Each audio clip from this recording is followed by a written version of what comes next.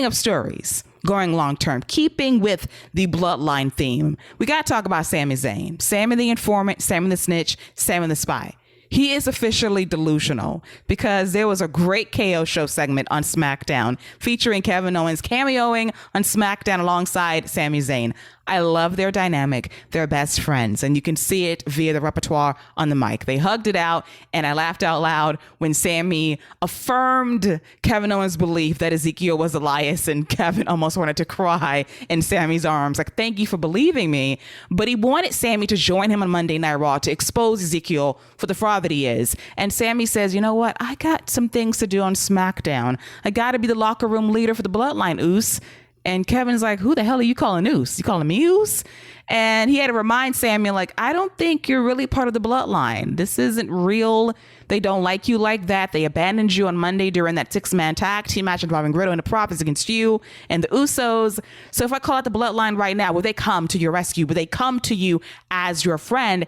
And they did not. And Sami was hearing none of this. And backstage, he wanted to confirm his status as a part of the Bloodline. And Jimmy would say, hey, Sami, at most, you are an honorary member of the Bloodline. And Sami took that and ran with it. And I love this storyline. Sami Zayn being delusional about being a part of this crew is everything. And I really hope that the long game here is for Sami to get deeper and deeper into this delusion. And one day, the Bloodline flips on him. And that Kevin Owens, his one true friend, would have his back. And since we're now jumping brands of regularity, wild card rule in effect, apparently, if it's not going to be RK Bro anytime soon, if it's not going to be the Street Profits anytime soon, and I think they can wait a while, if you really want to tell a fully realized story surrounding the unified tag team titles, why not go with the Usos versus Kevin Owens and Sami Zayn for the tag team titles?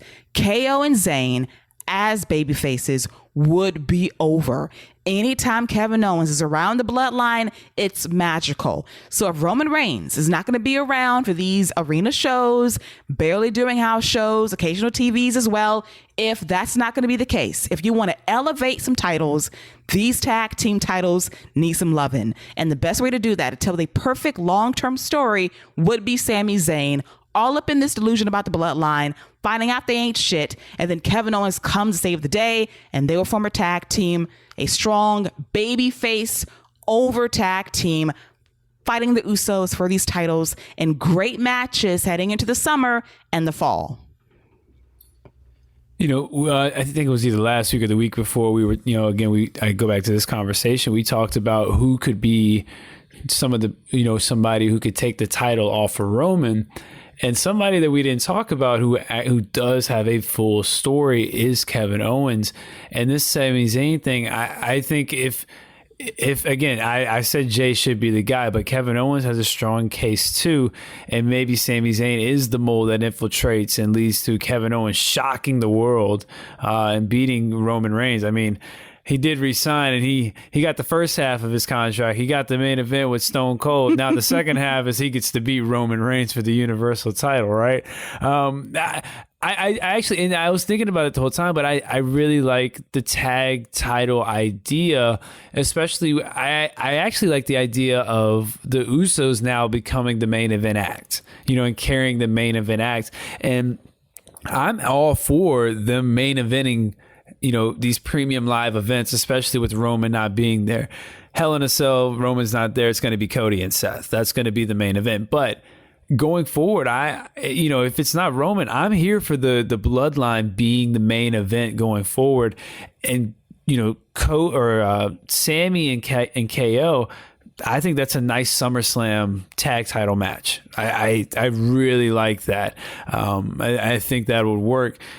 Do you put the titles on them? That I don't know about. You know, because what's the long-term game there? You know, then what do you do? Then where do you go? Who even goes after them? You know, what tag team do you have that goes after KO and Sami, because you're not going to have the New Day go after them, because that has to be a matchup for the Usos at some point. I know we just had them do it a couple months ago, but WWE just can't help themselves, and they're going to WWE is going to WWE, so that's going to happen again soon. But I do like that idea, and I think that's a great SummerSlam pay-per-view match. I agree. And you got to build up teams. You got to do it now. I think that when you have these unified champions, you got to build up people that can really give the Usos a challenge. And KO and Zayn fits the bill for me. I think it would be a great match at SummerSlam. I want it to be slow burn, though. I want Sami Zayn to get his heart broken, get beat down by the Bloodline, get set up. They're not your friends. Kevin Owens tried to tell you that. That's a way to get Kevin Owens back over as a babyface as well. The fans love KO when he's a babyface. He can do both. But I just think that this would be a great long-term story for SmackDown to really elevate the Usos to their main event status when Roman's not there. You want the Bloodline to be strong regardless if Roman is on the show most weeks or not. So I just love what they're doing right now. I love the segment involving Sami Zayn and KO. And I want more, as Sami is knee-deep in this delusion of being a member of the Bloodline. And what a surprising storyline that is, after 1 week of being a snitch to now being a delusional member of the family. And if part of me also thinks that it's not going to be Sami and KO, but Sami's going to, realize that they're playing him, and he's going to come out and cost them their titles against somebody else. So, what other, again, we could come to what other tag teams do you even have the option of doing that with? Street Profits, but you have Street Profits in the New Day. Those are really the only other two teams who you could potentially even do that with. You're not going to do it with the War Raiders. The Creed brothers aren't coming up anytime soon, and those are the only two teams I would even consider. If Imperium, if they'd have brought up Fabian Eichner, I don't know why they split them. If they'd have brought him up, I don't know what his name would have been. He probably would be like Mario or something, since they're obviously doing the Mario brother names. So if they'd have brought him up, then I would say you could put the titles on them and build to Roman versus Gunther. But that's my only concern with that. But if you do put the titles on KO and Sami, then you could also transition that to Judgment Day, which I think has to be the next go round. Like, they have to be the group that you would want going from show to show, don't have to wrestle a lot. Damian Priest can do all the singles work until you get to the premium live events. For sure. And now introducing Luigi Eichner to Friday Night SmackDown on Fox. Or Wario. It'll be Waluigi. Waluigi. Either or. Toad, perhaps. Toad Eichner. What? Now see, that's shade. That's shade. That's shade. That I get that Ludwig is your thirst trap, so you ain't gonna throw no shade that way. But you ain't had to come at my man Fabian. You ain't had to call that man Toad, dog. Toad, though.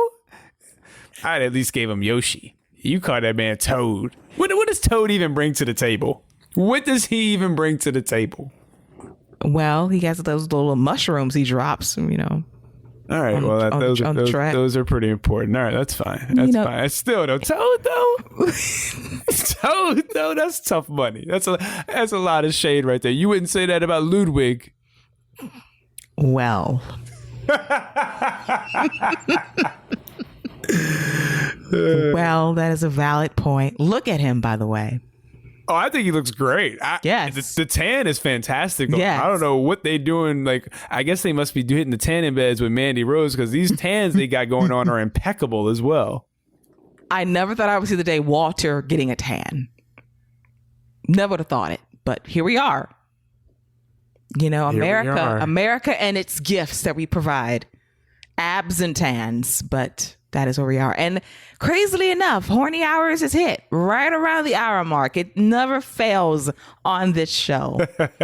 Just strikes just right, just before we wrap things up. So good looking out, Scott. Couldn't let it pass without some Ludwig thirst trap moments right here on The Wrap.